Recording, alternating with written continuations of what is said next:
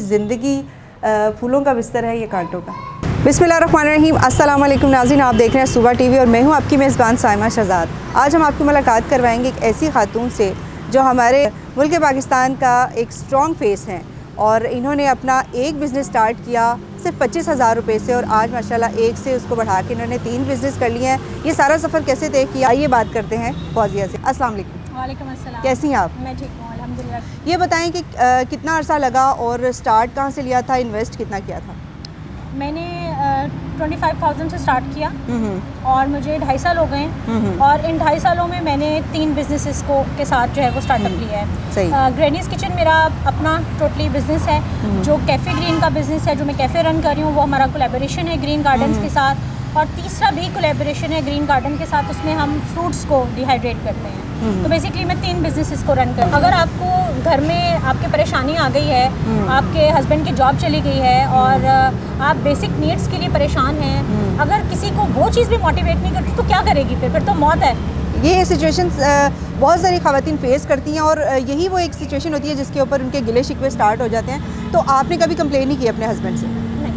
Complain इसलिए नहीं बनती कि राज़िक तो अल्लाह की ज़ात है ना, इंसान तो नहीं है, तो उनके हाथ में तो कुछ नहीं है, वो तो खुद डिपेंडेंट है।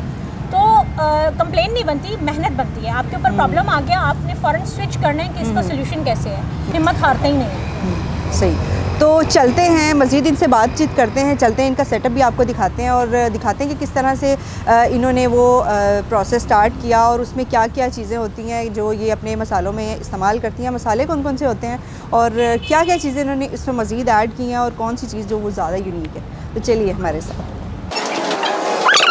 इस प्रोसेस के बारे में, और मैं चाहूँगी कि ये हमें विज़िट करवाएं और दिखाएं कि क्या क्या मसाला जात जो है वो किस किस फॉर्म में उनको डिहाइड्रेट किया जाता है और किस तरीके से किया जाता है। दिखाएंगी आप? जी बिल्कुल। ये हमारा हॉट एयर ड्रायर है। इसमें ना तो कोई फ्लेम है और ना ही कोई माइक्रोवेव ओवन की तरह कोई रेज है। ये जस्ट क्या प्रोसेस है, जैसे धूप होती है और हवा होती है, नेचुरल प्रोसेस के बिल्कुल क्लोज है। क्यों?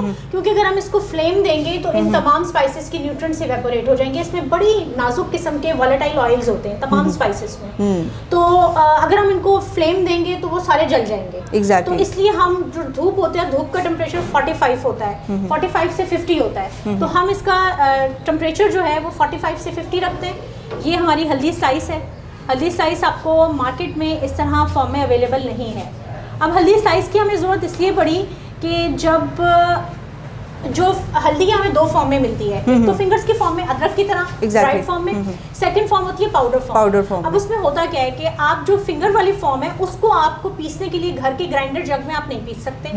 आपको इंडस्ट्रियल लेवल पर भी कुछ मशीनरी हैं जो इसको पीसती हैं। तो आप वो करेंगे तो भी मुमकिन नहीं होगा। अगर आप पाउडर फॉर्म में लेंगे, आपको ये नहीं पता कि उसमें कितनी तरह की मिक्सिंग है, प्रिजर्वेटिव है, कुछ एडेड चीजें हैं, कलर्स, आर्टिफिशियल कलर्स ऐड होते हैं, बहुत कुछ होता है। और मिक्सिंग और मिलावट के बाद आप गेस नहीं कर सकते कि आपके पास जो चीज़ पहुंच रही है वो किस फॉर्म में। जब ये हल्दी ओपन फील्ड में 45 दिनों तक पड़ी रहेगी खुली और इसमें हर तरह की कंटेमिनेशन हो जाएगी, तो इसका कलर भी ये नहीं रहेगा।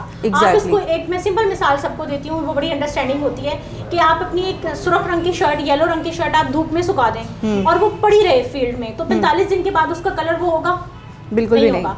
यही मसालों के साथ होता है। जब इसका कलर वो नहीं रहता तो फिर लोग क्या करते हैं, इसमें येलो कलर ऐड कर देते हैं। अब जब आप येलो कलर ऐड करेंगे तो वो आपकी बॉडी के जो फिल्टर्स हैं, 2 किडनी और लीवर, वो उसको रिकॉग्नाइज ही नहीं करते। वो आर्टिफिशियल चीजें हैं। तो हम क्लोज टू नेचर, हम न्यूजीलैंड की फिलॉसफी है P2P, पास्चर टू प्लेट। तो हम ये क्लेम करते हैं कि जो फील्ड में ये मसाले थे, हल्दी थी, वो जब आपकी प्लेट में पहुंची है तो वो बिल्कुल क्लोज टू नेचर है। मज़ीद क्या क्या चीज़ें और कौन कौन से मसाले आप बनाती हैं और कौन सी ऐसी चीज़ है जो सबसे ज़्यादा आपकी सेल होती है? हमारा जो ब्लेंड्स में सेल होता है वो ईरानी पुलाव है और जो हमारा रॉ स्पाइसेस में होता है वो हमारी हल्दी है। क्योंकि इसके ऊपर आपको पता है गोल्डन मिल्क हो गया, फेस पैक के लिए यूज़ हो गया, इसको गोल्डन स्पाइस कहते हैं, तो उसकी अपनी आप अफादियत को इनकार नहीं कर सकते। अच्छा जी, यहाँ पर कुछ मसाला जात पड़े हुए हैं जिनमें कुछ जैसे कढ़ाई गोश्त है, अचार गोश्त है, देगी कौरमा है, ईरानी पुलाव, इस तरह के मसाले भी हैं इनके जो ब्लेंड्स में हैं। उसके अलावा ये देखें, ये फ्रूट्स में हमारे बनाना चिप्स हैं। ये बेसिकली हम फ्रेश बनाना के साथ compete नहीं कर रहे, फ्रेश के साथ आप किसी भी प्रोडक्ट को बीट नहीं कर सकते। ये हम बेसिकली कह रहे हैं कि जो आलू के चिप्स फ्राई होके आपके पास पहुंच रहे हैं और एक फ्रूट चिप्स मौजूद हैं, तो ये कंपैरिजन में ज़्यादा हेल्दी हैं। ऑयल नहीं है और किसी किस्म के प्रिजर्वेटिव नहीं है और प्रोसेस नहीं है। हमने जस्ट इसको स्लाइस किया, हमारे पास स्लाइसर मौजूद है, हाथों से कम हम हैंडलिंग करते हैं मसाला जात की भी और फ्रूट्स की भी।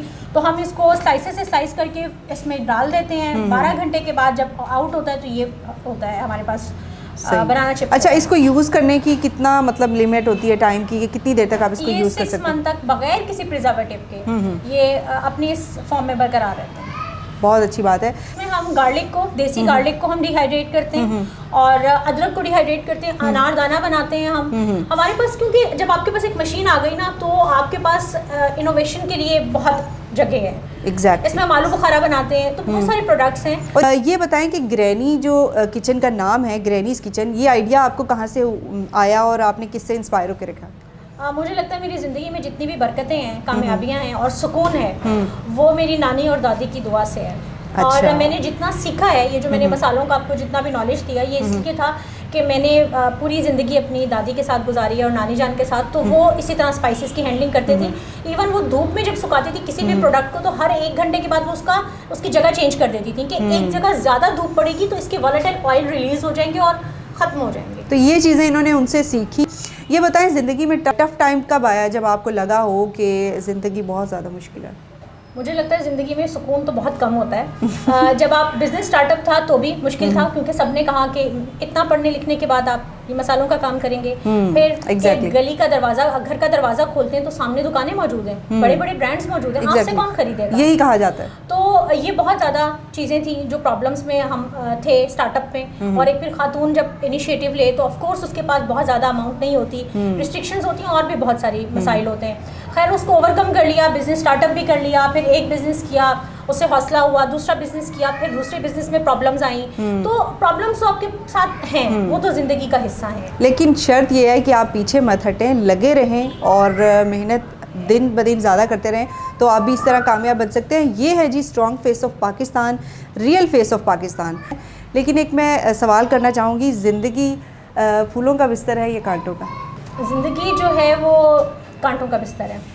एग्जैक्टली। और हम अशरफुल मखलूक़ात हैं, तो हमारे ऊपर अपनी ज़िम्मेदारी के साथ साथ जो बाकी मखलूक़ात हैं ना, उनकी ज़िम्मेदारियाँ भी हैं। बिल्कुल। तो जब आप इन सारी चीज़ों के बारे में सोचते हैं ना, तो आपको ज़िंदगी कांटों का बिस्तर लगती ही नहीं है फिर।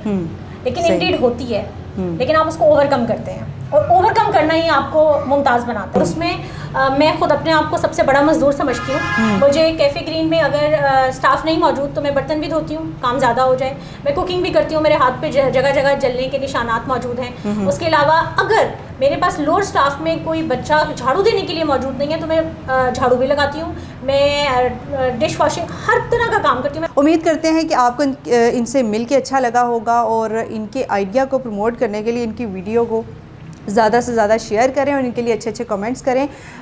इसी के साथ हम आपसे इजाज़त चाहेंगे। मज़ीद फिर अच्छी अच्छी वीडियोज़ लेकर आते रहेंगे। अपना बहुत सारा ख्याल रखिएगा। अल्लाह हाफ़िज़।